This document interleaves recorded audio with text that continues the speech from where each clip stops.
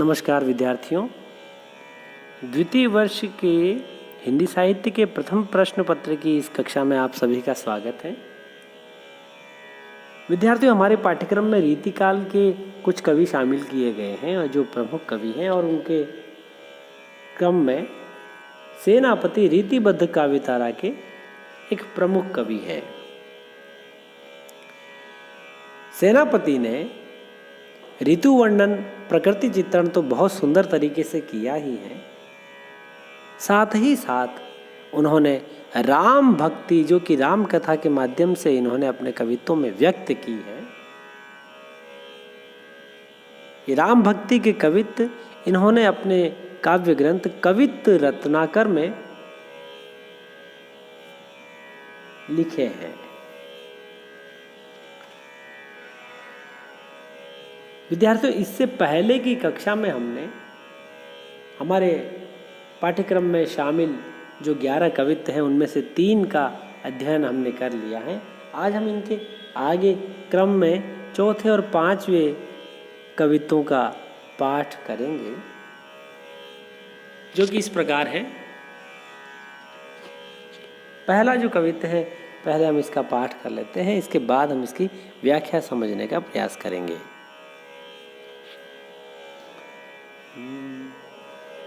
कि गाई चतुरानन सुनाए ऋषि नारद को, संख्या सत्य कोटि जाकी कहत प्रवीण है। गाई चतुरानन सुनाए ऋषि नारद को, संख्या सत्य कोटि जाकी कहत प्रवीण है। कि नारद ते सुनी वाल्मीकि हूँ ते, सुनी भगतन जे भगति रस बीने है। एति राम कथा ताही कैसे के बखाने नर, एति राम कथा ताही कैसे के बखाने नर। जाते ए बिमल बुद्धि बानी के बिहीने, सेनापति आते कथा क्रम को प्रणाम करी। काहू काहू ठोर के कबित कछु की नहीं, सेनापति याते कथा क्रम को प्रणाम करी। काहू काहू ठोर के कबित कछु की नहीं। तो देखिए, साहित्यिक ब्रजभाषा में जो सौंदर्य निखर करके आया है सेनापति के इस कवित्व में, कवित्व छंद में, इस छंद में सेनापति यह साफ मन से एकदम ईमानदारी से स्वीकार कर रहे हैं कि राम की जो कथा है उसमें राम के जो गुण हैं, वैशिष्ट्य हैं, उसका एक साधारण व्यक्ति बखान नहीं कर सकता। इसलिए मैंने जो राम कथा लिखी है उसमें राम के जीवन और उसकी कथा में शामिल जो प्रमुख घटनाएं और प्रसंग हैं, वहाँ के कुछ प्रसंग मैंने ले करके कवित्व रच डाले हैं। ये इसका सीधा सा अर्थ है। और इसकी व्याख्या जो हम आरंभ से समझने का प्रयास करते हैं कि गाई चतुरानन सुनाए ऋषि नारद को, संख्या सत कोटि जाकी कहत प्रवीण है।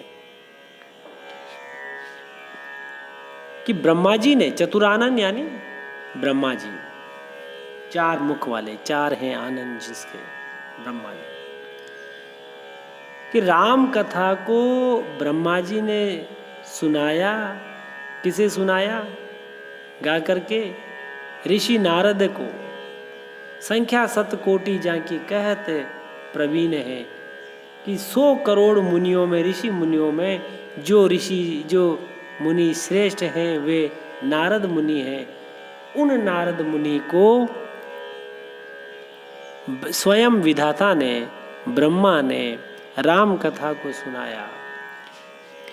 नारद ते सुनी वाल्मीकि, और वाल्मीकि हूँ ते सुनी भगतन जे भगति रस भीने हैं। कि उस राम कथा को नारद मुनि के माध्यम से ऋषि वाल्मीकि ने सुना और उसको रच डाला। और वाल्मीकि जी ने उस रामायण को लिखने के बाद उसका भक्तों में जो राम भक्त हैं और भक्ति रस में सराबोर हैं, डूबे हुए हैं, भगति रस भीने, भीने यानी सराबोर, सिक्त, डूबे हुए, ऐसे सभी राम भक्तों में राम का, राम कथा का, रामायण का प्रसार हुआ। अब ऐसे वैशिष्ट्य वाली राम कथा जो ब्रह्मा जी से होती हुई नारद मुनि तक, नारद मुनि से होती हुई ऋषियों, ऋषियों से वाल्मीकि ऋषि तक और वाल्मीकि ऋषि से भक्तों तक पहुंच चुकी है, और उस भक्ति रस में सारे राम भक्त सराबोर हैं, डूबे हुए हैं, ऐसे महत्व वाली, ऐसी उच्च कोटि की राम कथा को ताही कैसे के बखाने नर, एक नर, एक साधारण व्यक्ति मुझ जैसा, वो कैसे बखान कर सकता है। जाते ए विमल बुद्धि बानी के बिहीने हैं, जो कि विमल बुद्धि, तेज बुद्धि, पवित्र बुद्धि और वाणी, और व्यक्त करने के लिए वाणी भी चाहिए, तो ऐसी समर्थवान वाणी मुझ में नहीं है और पवित्र बुद्धि भी नहीं है कि मैं बखान कर सकूं। इसलिए सेनापति यह कहते हैं,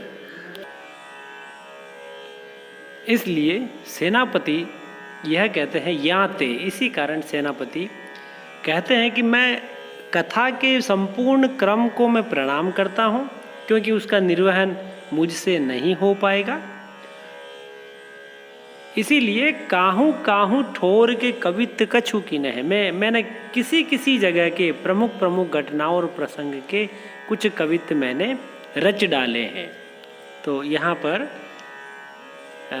कवि सेनापति जो है वो राम काव्य की एक परंपरा जो चली आ रही थी उसका उल्लेख करते हैं, अपनी भक्ति भावना को इसमें दर्शाते हैं। राम के प्रति जो एक सेवक और सेवा के भाव की जो भावना होती है उसका प्रगटीकरण यहाँ हुआ है। भक्ति रस इस पूरे कवित्व में शामिल है, और इस पद्यांश की जो भाषा है वो साहित्यिक ब्रज भाषा है। तत्सम शब्द भी हमें इसमें देखने को मिलते हैं। कवित्व छंद की अपनी एक छटा होती है जिसका यहाँ पर सौंदर्य हमें दृष्टिगत होता है। आइए आगे का पद हम देखते हैं, आगे का कवित्व।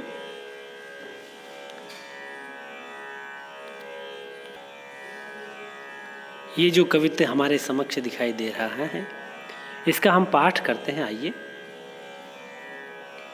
कि वीर महाबली धीर धर्म धुरंधर है, धरा में धरैया एक सारंग धनुष को।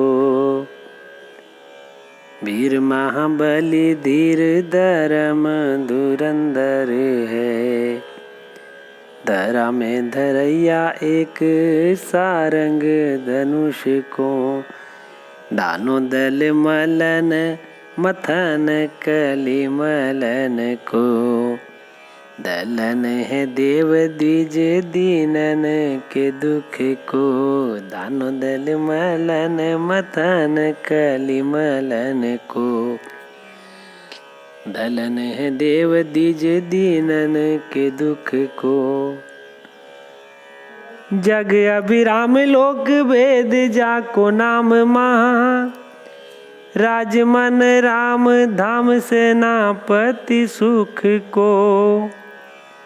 कि जग अभिराम लोक वेद जाको नाम महा, राजमन राम धाम सेनापति सुख को। तेज पुंज रूरो चंद सूरो न समान जाके, पुरो अवतार भयो पूरन पुरुष को।